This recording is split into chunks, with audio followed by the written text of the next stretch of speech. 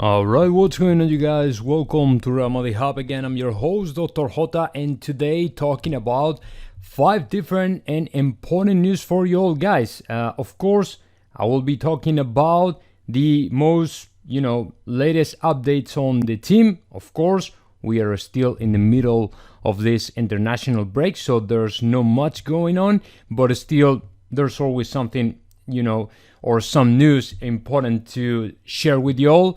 And of course, I will be talking about as well possible signings, departures, rumors, and stuff like that. And let me get started in this matter with Luka Jovic, because according to La Gazzetta dello Sport, as you know, yesterday I told you all, guys, that Fiorentina is apparently very interested in signing Luka Jovic. Okay. Today, La Gazzetta dello Sport claims Inter de Milan is the one who is really interested in signing the Serbian player just because they want to get rid of Alexis Sanchez and replace him for the young Serbian star from Real Madrid. So for them, it's a very experienced player, but still young, not very expensive. I would say maybe 30 million, something like that.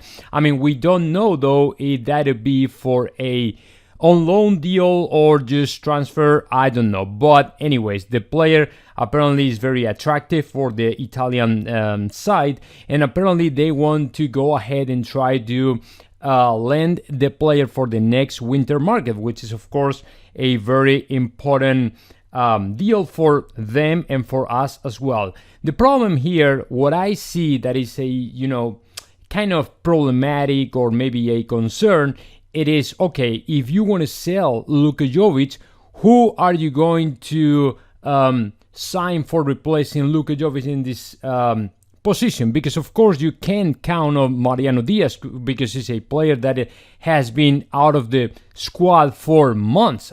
He only has played like 4 games in the last 2 years, 4 or 5 games or something like that. So it is a completely outdated or rusty player. He's not prepared at all to replace Karim Benzema. And I'm not saying Luka Jovic is way better than him, but of course it's still more active, and of course for Carlo Ancelotti he's an important player, and to me he has more possibilities and more chances to replace Karim Benzema in this situation than Mariano Diaz. But if Real Madrid considers Luka Jovic, he's not a player for the future in Real Madrid, they might think twice about that and say, okay, let's go ahead and try to close a deal with Inter de Milan to sell this player or give him on loan or whatever it is. Like I said, the only problem, the only obstacle I see in this deal, it is pretty much that we might run out of a competitive player to replace Karim Benzema, just in case we need someone to substitute to the French strikers. So let's see what happens. But apparently, like I said, Inter de Milan is really interested in signing Luka Jovic for the next season, which is of course very important. Okay, so the next thing I have for you all, guys, is regarding to Eden Hazard, and it is pretty good news because, as you know, Eden Hazard the other day turned out in a possible, he might have another injury, bad injury or something like that, but next day he had medical tests and stuff, and apparently it's not big deal, and it is only, it is going to be just about days resting and stuff like that. That's it. No bone broken or muscle injury or something like that. Nothing to do with that. Not big deal. It's gonna be just a matter of days resting, and that's it. But the thing here is Belgium has allowed the player to go back to Madrid and rest in his house, and of course be back on Valdebebas to see Real Madrid doctors and see what is the best workout, the best program to get back on track and healing this minor injury that he has. I don't think it's even an injury, it's just an overload of the muscle or something like that.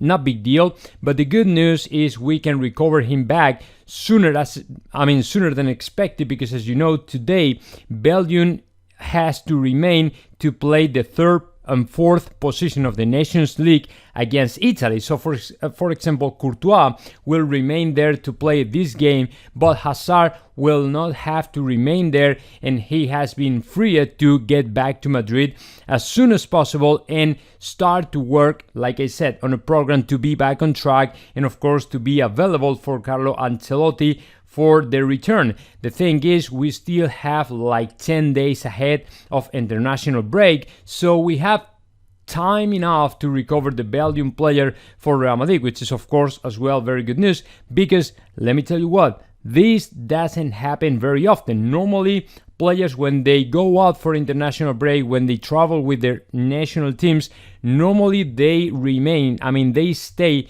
the whole break with them.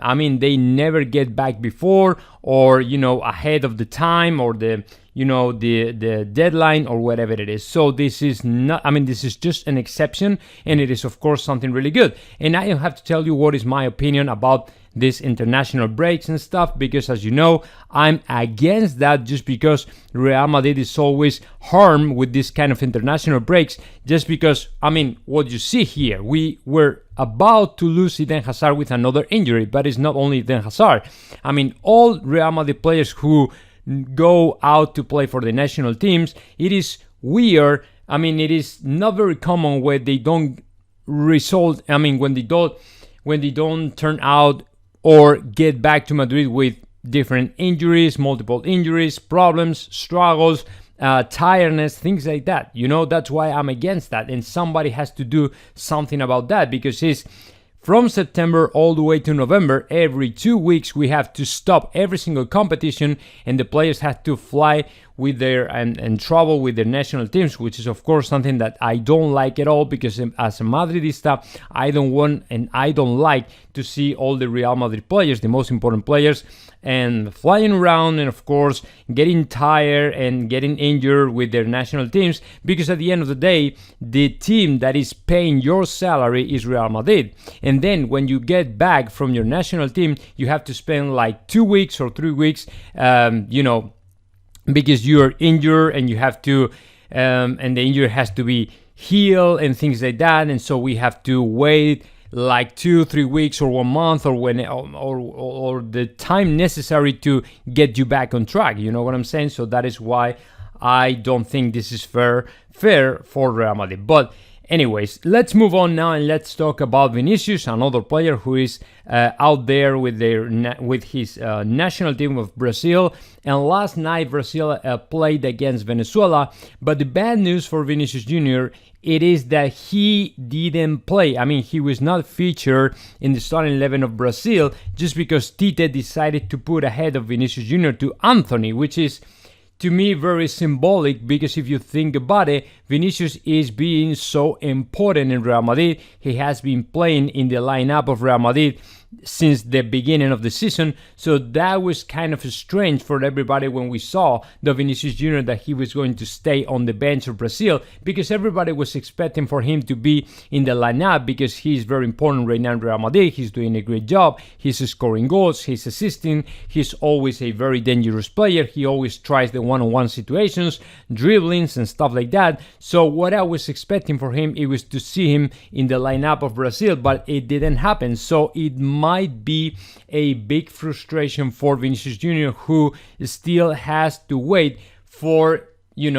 getting a spot in the starting 11 of Brazil. For any reason, I don't know, Tite doesn't trust in him yet. And to me, Tite wants to see a little bit more the development of Vinicius Jr. In his career in Real Madrid before they take the most important decision to give him a spot in the lineup of Brazil. But if everything goes okay in Real Madrid, I would say maybe by the end of this season, Vinicius Jr. might be featured in the lineup of Brazil. So he does in Real Madrid. Same thing. If he still, if he continues with this very good trend and with the numbers he's doing right now in Real Madrid, the scoring and assisting and stuff like that, I wouldn't be surprised if he was one of the most important players of Brazil for the next, maybe 4 to 5 months or something like that, but not yet. Apparently, Tite, like I said, he can rely still on Vinicius Jr. I don't know. I would put him on the lineup with no doubt, but Tite is a little bit, or maybe is a little bit more different. His thoughts are a little bit different to my thoughts, so I don't know. But he stayed on the bench. But the thing, though, is he played the last 30 minutes of the game, which is, is good. I mean, I'm okay with that. If you're a Madridista supporter, if you are a Real Madrid fan, you're okay with that, because what you don't want to happen is any single of your player gets super tired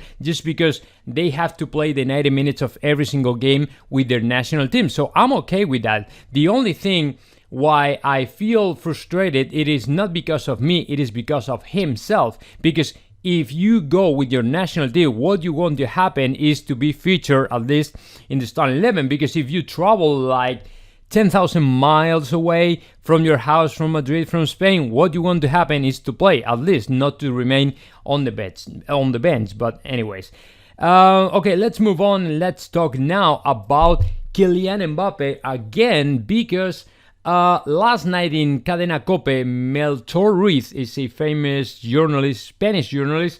He said within Real Madrid, in the board members, it is still a lot of optimism towards the signing of Kylian Mbappe, and nothing has changed right after the different interviews from Kylian Mbappe and his mom. Because apparently all this week we have heard a lot of pessimism. We have heard a lot of rumors speculating with the possibility for Kylian Mbappe to renew his contract with PSG, which to me is something is not going to happen at all. I mean, the only thing why Mbappe's mother said those words and made this kind of statement, hinting that he was going to renew for PSG, the only reason why she said that, it is because she wants to protect Kylian Mbappe from the Paris Saint-Germain fans who might be really upset and freaked out by the words of Kylian Mbappe the day before. You know what I'm saying? Actually, she recognized that she is the one, alongside his lawyer, that supported the last summer the departure of Kylian Mbappe to Real Madrid. I mean, she will be backing up to the player, to his son, to sign for Real Madrid. I mean, his father apparently is more hesitating and is more skeptical, and he apparently wants his son to renew his contract with Paris Saint-Germain. But the mother, she really wants him to play in Real Madrid. You know what I'm saying? So that is very good news for Los Madridistas. But the thing is, within Real Madrid, in the board members, they still think nothing is going to happen. And of course, Kylian Mbappe will sign for Real Madrid as soon as next January the 22nd. So to me, there's no doubt about that. I had any doubt about that ever. So to me, Kylian Mbappe will play for Real Madrid for sure as of the next season. And of course, now with this statement, this tweet from Melchor Ruiz, I can confirm the same thought, same idea, same vision is happening all around journalists and, people in Spain, guests and commenters and stuff, commentators and stuff like that. So now let me move on and let's keep talking about Erling Haaland, because Jose Felix Diaz today wrote an article in Diario Marca claiming that Erling Haaland has set his agent Mino Raiola for his next project, his next team, his next signing, whenever or whatever he ended playing.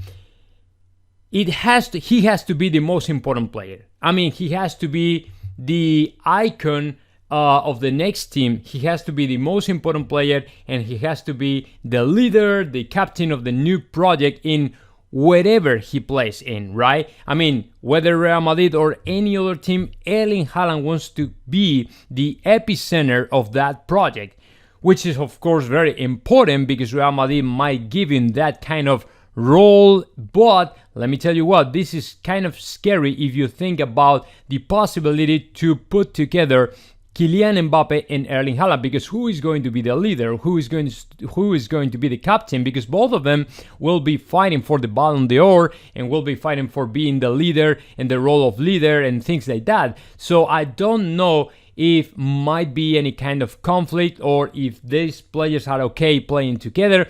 To me, it is good for both of them and Real Madrid, of course, but you never know when it comes to characters and personalities and things like that. Everything might go okay, but sometimes everything can go in the wrong way. So I don't know if for Erling Haaland the arrival of Kylian Mbappe will be a concern, a problem, or something like that. So we will have to wait to figure that out. So this is pretty much the most important for today, guys. Now let me know your thoughts about that. Just comment in the section below, and of course subscribe my channel, Real Madrid Hub.